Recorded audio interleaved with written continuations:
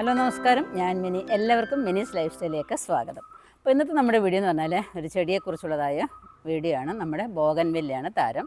അപ്പം എല്ലാ വീട്ടിലും ബോഗൻവില്ലയൊക്കെ നട്ടു വളർത്തിയിട്ടുണ്ട് അല്ലേ. അപ്പം ചില വീട്ടിൽ ഇഷ്ടംപോലെ പൂക്കൾ കാണും, ചില വീട്ടിൽ പൂക്കളൊന്നും കാണത്തില്ല. അപ്പം അങ്ങനെ കാണുമ്പോൾ നമുക്കൊരു വിഷമമായിരിക്കില്ല. നമ്മൾ വളർത്തിയിട്ട് പൂക്കളൊന്നും ഇല്ലയെന്നുണ്ടെങ്കിൽ ഒരു വിഷമമല്ലേ. അപ്പം ചിലവർക്ക് പൂക്കളുണ്ടാവും, ചിലർക്ക് വളമിട്ടില്ലെങ്കിലും പൂക്കളുണ്ടാവും. നിസ്സാരമായിട്ട് നമ്മുടെ വീട്ടിൽ നിന്ന് നമ്മൾ വെറുതെ കളയുന്നതായ കുറച്ച് സാധനങ്ങൾ വെച്ചിട്ട് നമുക്ക് നല്ല കുലകുലയായിട്ട് പൂക്കൾ പിടിക്കുന്നതായ ഒരു ടിപ്സ് ആൻഡ് ട്രിക്സ് ആണ് ഇന്ന് നമ്മുടെ വീഡിയോ എന്ന് പറയുന്നത്. അപ്പോൾ നമുക്ക് വീഡിയോയിലോട്ട് പോകാം. അപ്പോൾ വീഡിയോയിലോട്ട് പോകുന്നതിന് മുമ്പായിട്ട് നിങ്ങൾ ആദ്യമായിട്ടാണ് മിനീസ് ലൈഫ് സ്റ്റൈൽ ചാനൽ കാണുന്നുണ്ടെങ്കിലൊന്ന് സബ്സ്ക്രൈബ് ചെയ്തിട്ട് കാണാനായിട്ട് ശ്രമിക്കുക. അതുപോലെ തന്നെ നിങ്ങൾക്ക് കൃഷിയൊക്കെ ചെയ്യുന്ന ആഗ്രഹമുണ്ട്, വിത്തുകളൊക്കെ കിട്ടുന്നില്ല എന്നുണ്ടെങ്കിൽ നമ്മുടെ വെബ്സൈറ്റായ minislife.com എന്ന് വിസിറ്റ് ചെയ്യുന്നുണ്ടെങ്കിൽ നിങ്ങൾക്ക് ആവശ്യമുള്ള വിത്തുകളൊക്കെ നിങ്ങൾക്ക് വാങ്ങിക്കാവുന്നതാണ്. അപ്പോൾ നമുക്ക് നമ്മുടെ ബോഗൻവില്ലയ്ക്ക് എന്താണ് കൊടുക്കുന്നതെന്ന് നോക്കാം. അപ്പം ഞാനിവിടെ കുറച്ച് ബോഗൻവില്ല കഴിഞ്ഞ പ്രാവശ്യം വെച്ചിട്ടുണ്ടായിരുന്നേ. അപ്പോൾ വാങ്ങിച്ചപ്പോൾ നിറയെ പൂക്കളുണ്ടായിരുന്നു. പിന്നെ അതിനകത്ത് പൂക്കൾ കൊഴിഞ്ഞു പോയിട്ട് വെറുതെ ഇങ്ങനെ അങ്ങ് നിൽക്കുമായിരുന്നു. അപ്പോൾ അതിനകത്ത് നമ്മൾ ആ മഴയൊക്കെ കഴിഞ്ഞൊരു ജൂലൈ ഓഗസ്റ്റൊക്കെ ആയപ്പോഴത്തേക്ക് ഞാൻ നല്ലതുപോലെ അങ്ങ് ഹാർഡ് പ്രൂണിങ് ചെയ്ത് കൊടുത്തിട്ട് നമ്മൾ കട്ട് ചെയ്തിട്ട് അവർക്ക് വേണ്ടതായ വളമൊക്കെ കൊടുക്കണം. എങ്കിൽ മാത്രമേ നമുക്ക് പിന്നെയും പൂക്കളുണ്ടാകത്തുള്ളൂ. ഞാൻ വിചാരിച്ചു ഇനി പൂക്കളൊന്നും ഉണ്ടാകത്തില്ല, എങ്ങനെ നിൽക്കുന്ന കാണുമ്പോൾ നമുക്കൊരു വിഷമം തന്നെയാണ്. പിന്നെ ഒരു ഒക്ടോബറൊക്കെ ആയപ്പോഴത്തേക്ക് പിന്നെ സോഫ്റ്റായിട്ട് അതിൻ്റെ കൊച്ചു കമ്പുകളുമൊക്കെ ഞാൻ വെട്ടിക്കളഞ്ഞു. പിന്നെ വന്നതാണ് ഈ ഇലകളും ഒക്കെ, ഈ പൂക്കളും ഒക്കെ. അപ്പം നല്ല രസമാണ്. ഇപ്പോൾ ഇതിൻ്റെ ഇലകൾ തന്നെയാണ് ഇങ്ങനെ പൂക്കളായി വരുന്നത്. ഇതാണ് ശരിക്കും പറഞ്ഞാൽ അതിൻ്റെ പൂവെന്ന് പറയുന്നത്. മനസ്സിലായോ? ഈ ഇലയാണ് നിറം മാറി ഇങ്ങനെ വരുന്നത്. ഇപ്പം ഡിസംബർ ജനുവരി മാസങ്ങളിലാണ് ഇത് നന്നായിട്ട് പൂക്കളൊക്കെ ഉണ്ടാകുന്നത്. ഇത് നല്ല ബേബി പിങ്ക്, നിറയെ അങ്ങ് പൂത്തോലെയും കുറച്ചൊക്കെ കാറ്റത്ത് ഇങ്ങനെ പോയി കേട്ടോ. ഇതാണെന്നുണ്ടെങ്കിൽ ഇതിന് എല്ലാത്തിനും ഓരോരോ പേരുകളുണ്ട് കേട്ടോ. പേരൊക്കെ ചോദിച്ചാൽ ഞാൻ കുഴഞ്ഞു പോവും. അപ്പം നിങ്ങൾക്ക് അറിയാമെന്നുണ്ടെങ്കിൽ അതിൻ്റെ പേരുകളൊക്കെ ഒന്ന് പറഞ്ഞാൽ നന്നായിരിക്കും കേട്ടോ. ഇതൊക്കെ കാണാൻ നല്ല ഭംഗിയാണ്. നിറയെ പൂക്കളുണ്ടാകുന്നതാണ്. വാങ്ങിച്ചപ്പം നിറയെ ഉണ്ടായിരുന്നു. പിന്നെ നമ്മളിപ്പം ഞാൻ ആ പറഞ്ഞ വളം കൊടുത്തതിന് ശേഷമാണ് ഇത്രയും പൂക്കളൊക്കെ ഇങ്ങനെ എല്ലാത്തിലും വരാനായിട്ട് തുടങ്ങിയിട്ടുണ്ട്. എല്ലാ കൊമ്പിലും വരുന്നുണ്ട്. അപ്പം ഹാർഡ് പ്രൂണിങ് കഴിഞ്ഞതിന് ശേഷം നമ്മൾ ഇതിനകത്ത് സൂപ്പർ മീലും ചാണകവും നമ്മൾ ഇട്ട് കൊടുത്തിട്ട് ഈ മണ്ണൊക്കെ നന്നായിട്ടൊന്ന് ഇളക്കിയിട്ട് വേണം കേട്ടോ. മണ്ണ് എന്തെങ്കിലും വെച്ചിട്ടൊന്ന് ചെറുതായിട്ടൊന്ന് ഇളക്കി കൊടുത്തിട്ട് നമ്മൾ ചാണകവും സൂപ്പർ മീലും ഇട്ട് കൊടുത്തിട്ട് നിർത്തിയിരിക്കുമായിരുന്നു. പിന്നെ ഒരു ഒക്ടോബർ മാസമൊക്കെ ആയപ്പോഴത്തേക്ക് വീണ്ടും കുറച്ച് ചാണകപ്പൊടിയും അതുപോലെ എല്ലുപൊടിയും വേപ്പിൻ പിണ്ണാക്കുമൊക്കെ കൊടുത്തിട്ട് ഇങ്ങനെ നിർത്തിയിരുന്നു. പിന്നെ ഈ പൂക്കളൊക്കെ വരാനായിട്ട് ഇപ്പോൾ ഒക്ടോബർ മാസമൊക്കെ ആയപ്പോഴത്തേക്കാണ് ഞാനൊരു സ്ലറി ഉണ്ടാക്കി ഇതിനകത്ത് ഒഴിച്ചു കൊടുത്തപ്പോഴാണ് ഇങ്ങനെ പൂക്കൾ വരാനായിട്ട് തുടങ്ങിയത്. അപ്പം മറ്റൊന്നുമല്ല, നമ്മുടെ വീട്ടിൽ വെറുതെ കളയുന്നതായ അടുപ്പിൽ നിന്ന് വരുന്ന ചാരം, കഞ്ഞിവെള്ളം ഇതും അതിനോടൊപ്പം തന്നെ കുറച്ച് സാധനങ്ങളൂടെ ചേർത്ത് നല്ല സ്ലറിയാക്കി ഇതിനകത്ത് ഒഴിച്ചു കൊടുത്തു. ഇനി നമുക്കത് കാണാൻ എന്തൊക്കെയാണെന്നുള്ളത്. ഇത് നല്ല ഓറഞ്ച് കളറ് കണ്ടോ. കുഞ്ഞ് കമ്പയിലാണ്ട് ഇവിടുന്നേ ഇങ്ങനെ വരികയാണ് പൂക്കൾ. നമ്മൾ വെട്ടിക്കൊടുക്കുന്നതായ ഓരോ കമ്പിൽ നിന്ന്. ഇതെല്ലാം നമ്മൾ പ്രൂൺ ചെയ്തിട്ട് പിന്നെ വന്ന കമ്പുകളാണ്.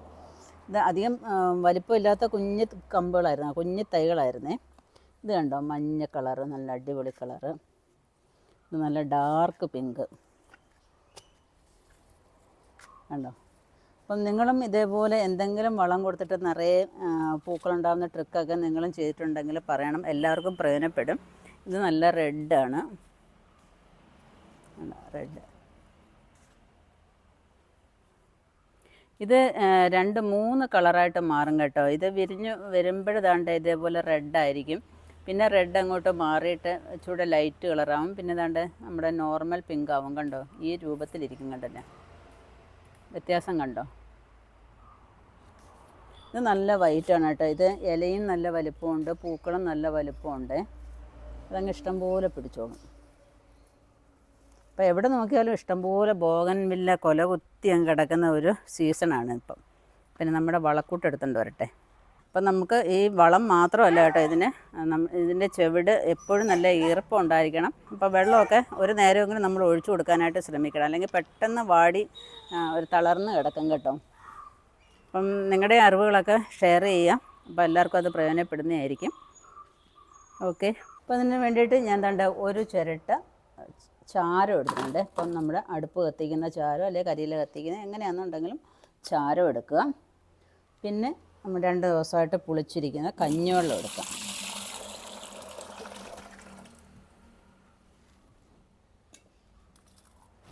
പിന്നെ അടുത്തെന്ന് പറഞ്ഞാൽ മുട്ടത്തോടുണ്ട്, ഉള്ളിത്തൊലിയുണ്ട്, തേയിലയുടെ കൊന്തുണ്ട്. നമ്മൾ ചായയൊക്കെ ഇട്ടിട്ട് വെറുതെ കളയുന്നതായ തേയിലക്കൊന്ത്. അതുപോലെ പഴത്തിൻ്റെ തൊലി, ഏത്തയ്ക്കയുടെ തൊലിയാണെന്നുണ്ടെങ്കിൽ ഏറ്റവും നല്ലത്. ഇത് ഇവിടെ ഇരുന്ന് ഇപ്പോൾ ഇച്ചിരി ഉണങ്ങിപ്പോയി. ഈ മുട്ടത്തോട് 4 സാധനം കൂടെ നന്നായിട്ട് മിക്സിക്കകത്ത് അരച്ചു കൊണ്ടുവരാം. അപ്പോൾ ഇത് 4ഉം കൂടെ നമ്മൾ അരച്ചപ്പം കണ്ടോ നമ്മുടെ ഒരു വളക്കൂട്ടിൻ്റെ നിറം കണ്ടോ.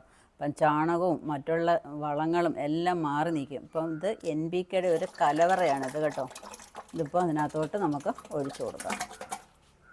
ഇത് ഡൈല്യൂട്ട് ചെയ്യാനുള്ള വെള്ളം കൂടെ ഒഴിച്ചു കൊടുക്കാം.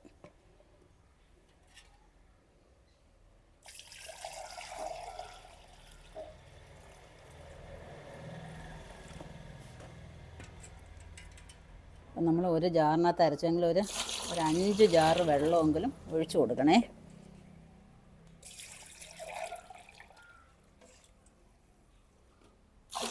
കാരണം നല്ല എഫക്റ്റാണിത്. ഇതങ്ങോട്ട് ഒഴിച്ചു കൊടുക്കുമ്പോൾ തന്നെ നമുക്ക് ഒരാഴ്ച കൊണ്ട് നമുക്ക് അതിൻ്റെ മാറ്റം നമ്മുടെ ചെടിക്ക് അറിയാനായിട്ട് പറ്റും. ഇതിനകത്ത് കഞ്ഞിവെള്ളം കൂടെ ഉണ്ടല്ലോ, മതി. ഓക്കെ, ഇനി നമുക്ക് നന്നായിട്ട് കലക്കിയിട്ട് ചെടികൾക്ക് ഒഴിച്ചു കൊടുക്കാം. അപ്പം നമുക്കിനി വളക്കൂട്ട് ഓരോ ചെടികൾക്കും ഒഴിച്ചു കൊടുക്കാം. അപ്പം അതിന് മുമ്പായിട്ട് മണ്ണ് കുറവ് എന്തെങ്കിലും ഉണ്ടെങ്കിൽ നമുക്ക് മണ്ണ് ഇട്ട് കൊടുക്കണം. അപ്പോൾ ഇതിൻ്റെ ചുവട്ടിൽ ഇച്ചിരി മണ്ണ് കുറവുണ്ട്. അപ്പോൾ നമുക്ക് ചെറുതായിട്ട് എല്ലാത്തിൻ്റെയും ചുവട് ചെറുതായിട്ടൊന്ന് ഇളക്കി കൊടുക്കണം. കാരണം ഈ വളമൊക്കെ അടിയിലോട്ട് പോകണം. പിന്നെ എല്ലാത്തിനും കുറച്ച് മണ്ണും കൂടെ ഇട്ട് കൊടുക്കണം. അല്ലെങ്കിൽ കട്ടിക്ക് പാട പോലെ ഇതിൻ്റെ മേളിൽ കിടന്നാലേ വായുസഞ്ചാരം ഇല്ലാതായിപ്പോവും. ഇനി അതിനകത്തോട്ട് നമുക്ക് ഈ സ്ലറി എടുക്കുമ്പോൾ ഉണ്ടല്ലോ, എപ്പോഴും നമ്മളിങ്ങനെ നന്നായിട്ട് ഇളക്കിയിട്ട് എടുക്കാം. അല്ലെങ്കിൽ ആ മുട്ടയുടെ പൊടിയൊക്കെ ഉണ്ടല്ലോ, മുട്ടത്തോടിൻ്റെ പൊടിയുണ്ടല്ലോ, ഏറ്റവും അടിക്ക് കിടക്കത്തേ ഉള്ളൂ. അപ്പോൾ ഇതിനകത്തോട്ട് ഒഴിച്ചു കൊടുക്കാം. ഒഴിച്ചു കൊടുത്തു. ഇതിനകത്തോട്ട് നമ്മൾ എടുത്ത് വെച്ചിരിക്കുന്ന മണ്ണാണ് ഇത്. മണ്ണെന്ന് പറഞ്ഞാൽ നമ്മൾ നേരത്തെ ട്രീറ്റ് ചെയ്ത് വെച്ചിരിക്കുന്ന മണ്ണാണ്. എപ്പോഴും കൃഷിക്കും വേണ്ടിയിട്ടും ചെടികൾക്ക് വേണ്ടിയിട്ടും നമ്മൾ കുറച്ച് മണ്ണ് ഒരുക്കി വെച്ചേക്കണം. കാരണം ഡോളോമൈറ്റും കോഴിവളവും ചാണകവും വേപ്പ പിണ്ണാക്കും എല്ലാം ഇട്ട് മിക്സ് ചെയ്ത് വെച്ചേക്കുന്ന മണ്ണാണിത്. നിങ്ങൾ ഒരിടത്ത് കൂട്ടിയിടുകയോ അല്ലെങ്കിൽ ചാക്കിനകത്ത് വാരി കെട്ടിയോ വെച്ചിരുന്നാൽ എല്ലാ കൃഷികൾക്കും നിങ്ങൾക്ക് ഉപയോഗിക്കാം. മറ്റുള്ള ചെടികൾക്കൂടെ ഇതുപോലെ ഒഴിച്ചു കൊടുക്കാം. പിന്നെ നമ്മുടെ വെള്ളം നിപ്പുണ്ട്, അതിനിടയ്ക്ക് പറഞ്ഞ നിപ്പുണ്ട്.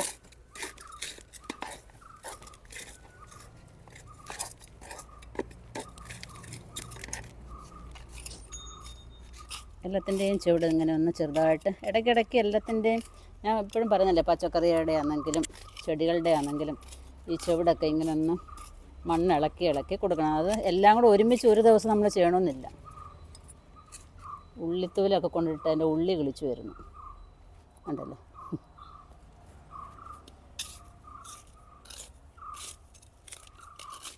ഒരു ദിവസം ഒരു 5 ചെടിയെ നമ്മൾ നോക്കിയാൽ മതി. ഓരോ ദിവസവും ഇങ്ങനെ ഓരോ 5 ചെടികളെ വരും നമുക്ക് പരിപോഷിപ്പിക്കാമെന്നുണ്ടെങ്കിൽ നമ്മുടെ ആരോഗ്യവും നന്നാവും, നമ്മുടെ മുറ്റത്ത് നന്നായിട്ട് പൂക്കളും വളരും. ഇനി നമുക്ക് ഇത്രയും ഭാഗത്തിന് ഒഴിച്ചു കൊടുക്കാം. ഈ മണ്ണ് ഇളക്കമില്ല എന്നുണ്ടെങ്കിലുണ്ടല്ലോ, നമ്മൾ ഒഴിക്കുന്ന വളമൊക്കെ ചട്ടിക്കകത്ത് നിന്ന് പുറത്ത് ചാടി പോകത്തേ ഉള്ളൂ.